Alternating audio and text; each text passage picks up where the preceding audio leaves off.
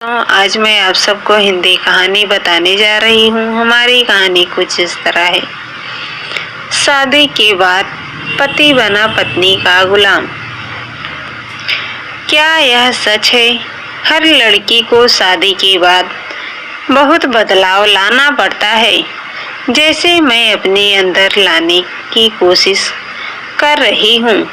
या यूँ समझे, मैंने अपने अंदर बहुत परिवर्तन लाया है। शादी के बाद मन ही मन रस्मी बातें किए जा रही थी। खुलकर हंसने वाली लड़कियां ससुराल जाकर सिर्फ मुस्कुराकर हंसने के लिए मजबूर हो जाती हैं। उस हंसी में भी न जाने लोग क्या क्या कमियां निकाल देते हैं। भाई इतना हंस क्यों रही है?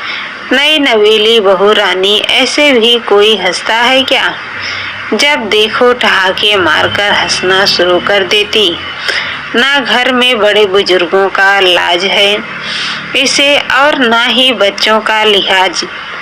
जब घर की औरतें इतने ठहाके मारकर हंसेंगी तो इन पर क्या असर पड़ेगा? आते जाते लोग क्या कहेंगे? इस घर की औरतें कैसी हैं? लो भाई, अब तो हंसने में भी पाबंदी लग जाने वाली है। जैसे शादी के बाद ससुराल आने के बाद किसी भी सवाल का जवाब सिर्फ हाँ या ना मैं देती हूँ, वैसे ही अब हंसने के लिए मुझे सिर्फ मुस्कुराना पड़ेगा। अपनी हंसी को भी कंट्रोल में रखना होगा। एक कदम मुझे फूंक कर रखना होगा। यह होता है ससुराल, जहाँ हमें अपनी और अपने परिवार की इज्जत को बचाए रखने के लिए खुद में बहुत बदलाव लाना होता है।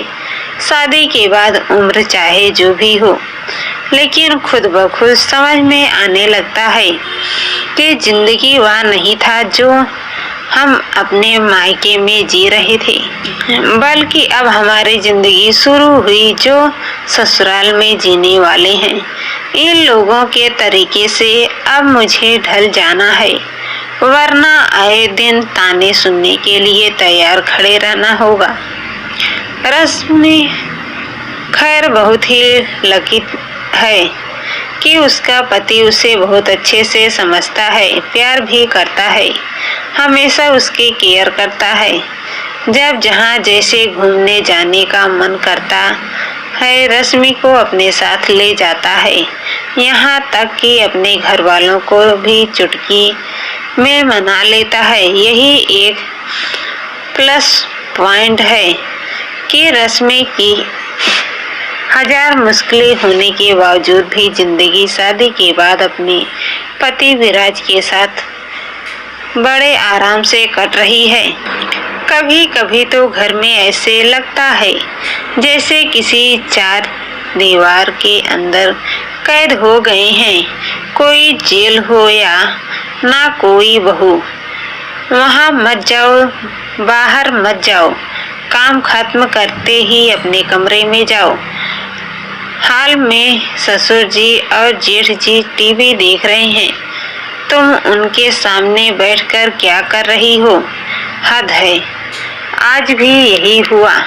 सासू माँ की डांट सुनकर रश्मि अपने कमरे में जाकर बैठ जाती है। उदास बैठी अपनी माँ के बारे में सोच रही थी कि हमारी माँ हमें कितना समझती है। हमारे तकलीफ, हमारा दर्द जब कभी उन्हें दिख जाता पल में उसे दूर कर देती। किस बात पर हम खुश होते हैं, किस बात पर हम दुखी होते हैं, सब कुछ जानती है। लेकिन ससुराल में मुझे कोई क्यों नहीं समझता? मेरे पति के अलावा अपनी सोच में खोई हुई थी कि उसका पति विराज हौले से कमरे में आ जाता है। उसे देखते ही रश्मि का चेहरा खुशी से खिल उठता है। अरे वाह, आप आज इतनी जल्दी कैसे आ गए ऑफिस से? वैसे अच्छा हुआ, मैं अकेली बैठी बहुत बोर हो रही थी। चलो जल्दी से फ्रेश हो जाओ, मैं आपके लिए गर्मा-गर्म कॉफी बनाकर लाती हूँ। विराज अपना बैग वहीं पास पड़े टेबल पर रखकर एक नज़र अपनी पत्नी को देखता है, फिर आगे बढ़कर उसका हाथ पकड़कर कहता है, यार रश्मि इतना भी परेशान हो रही है कि ज़रूरत नहीं मेरे लिए। वैसे भी सुबह से तुम थक गई हो काम करके, अब चुपचाप आराम से बैठो, थोड़ी देर बातें करते हैं। छोड़िए ना विराज जी, आज मेरा बहुत मन कर रहा है कहीं बाहर घूमने जाने का। मूवी देखकर रेस्टोरेंट में खाना खाते हुए थोड़ी बहुत शॉपिंग करूंगी और घर आ जाऊंगी। आपने अब तक अपना शहर मुझे नहीं दिखाया। अच्छे से भोली सूरत बनाकर रश्मि अपने पति विराज के सामने खड़ी हो जाती है। विराज को उसे देखकर ही बड़ा प्यार आ रहा था। वह उसे देखकर मुस्कुराता जा रहा था। आगे बढ़कर उसे माथे में को चूम लेता है। रश्मि तुम तो जानती हो, अभी तुम नई नवेली दुल्हन हो। इस घर के लिए और उसके लिए माँ कुछ नियम बना कर रखी हैं। कुछ दिनों के लिए उसे ज़्यादा बाहर घूमने फिरने नहीं दिया जाता है। इतना कहकर विराज सोफे पर बैठ जाता है उदास मन से। यह क्या बात हुई विराज जी, अब आप मेरे पति हो, आप मेरी ख्वाहिशें और सपने पूरे नहीं करोगे तो फिर कौन करेगा। प्लीज जाओ और मम्मी जी से बात करो। मुझे आज और अभी जाना है घूमने आपके साथ। बच्चों की तरह जिद करता देखकर विराज अपनी माँ से बात करता है। विराज की माँ संध्या जी को गुस्सा तो बहुत आ रहा था, लेकिन फिर भी बेटे की बात है तो ज़्यादा मना नहीं कर पाती। रश्मि कमरे से बाहर खड़ी सारी बातें सुन रही थी। सुनते ही खुशी से उछल पड़ी। चिल्लाना तो बहुत जोर से चाहती थी, फिर अपने आप पर कंट्रोल करती और अपनी खुशी अपने तक रखती। आज पहली बार अपने पति विराज के साथ अकेले मूवी देखने और शॉपिंग करने जाऊंगी। थोड़ा सा समय हम दोनों को एक दूसरे के साथ स्पेंड करने का समय मिल जाएगा। जल्दी से जाकर विराज का फेवरेट कलर की साड़ी पहनी खूब अच्छे से तैयार होती है, जिसे पास खड़ा विराज देखकर बावला हुआ जा रहा था। सचमुच मेरी पत्नी कितनी भोली भाली और खूबसूरत है। एक छोटे बच्चे की तरह कोमल दिल की है, जिसे देखकर किसी को भी प्यार आ जाएगा।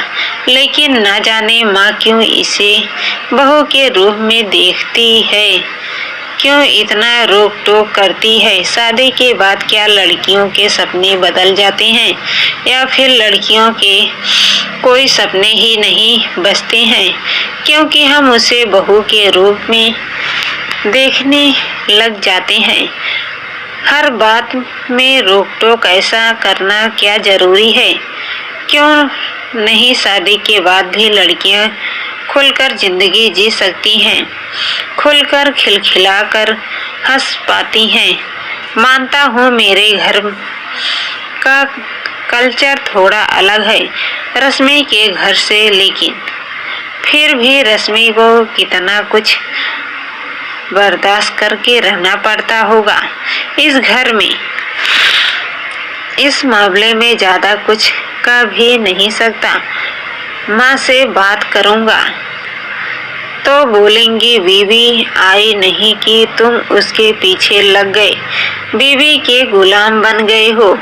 यह सब ताने सुनने से अच्छा है मैं खुद कभी कभी रश्मि का साइड लेकर उसे अपने साथ लेकर घुमाने ले जाऊं, घर में नहीं ना सही बाहर जाकर तो वह कुछ पल के लिए अपने तरीके से रह सकती है, जिंदगी की सकती है। मन ही मन सोच ही रहा था कि रश्मि आकर उसका हाथ पकड़ लेती है और कहती है, चलो चलो विराज, जल्दी से चलो, वरना कहीं माँ जी का दिमाग चेंज हो गया तो फिर हम नहीं जा पाएंगे। पिछले बार भी याद है ना, तैयार होने के बाद थोड़ी लेट हो गई तो तब मम्मी जी का इरादा बदल गया था। कहने लगी थी कि इतना लेट बाहर कहाँ घूमने जाओगी, अब रहने दो। अपनी पत्नी रश्मि की बात सुनकर विराज भी चौंक जाता है और कहता है, हाँ रश्मि, तुम बिल्कुल सही कह रही हो। माँ का दिमाग कभी भी चेंज हो सकता है, आखिर वह तुम्हारी सासू माँ है, हमारी प्यारी माँ है, जिसकी सारी बातें मानना मेरा फर्ज है। इतना बोलते ही दोनों ठहाके मारकर हंसने ही वाले थे कि सामने से सासू माँ जाती है। अरे विराज बेटा, अब तुम दोनों नहीं निकले क्या? रात कर दोगे निकलने में? संध्या जी कुछ और कहती, उसके पहले विराज कहता है, नहीं नहीं माँ, बस निकल ही रहा हूँ, ओला कैब आता ही होगा, हम दोनों को स्टेशन पर छोड़ देगा, जहाँ से दोनों ट्रेन ले लेंगे। ट्रेन में भीड़ होने की वजह से बैठने तक की जगह नहीं मिल रही थी। दोनों एक दूसरे को अपनी बाहों का सहारा देकर खड़े आराम से ट्रेन का सफर करते हैं। दोनों खूब एंजॉय करते हैं और घर वापसी के समय भी यही हाल रहता है। ट्रेन में खूब भीड़ भाड़ होते हैं, जिससे घर आने में भी देर होती है। दोनों एंजॉय भी बहुत करते हैं। अब दोनों को जरा भी फिक्र नहीं था कि घर जाने के बाद माँ का डांट भी बड़ा प्यार लगने वाला है। यदि आज माँ हमें बीवी का गुलाम भी कह देगी तो सुन लूंगा, हमारी खुशी के आगे सारे ताने कम लगेंगे। यही सोचकर दोनों घर आ जाते हैं। दोस्तों, हमारी कहानी कैसी लगी आप सब कमेंट में जरूर लिखकर बताना।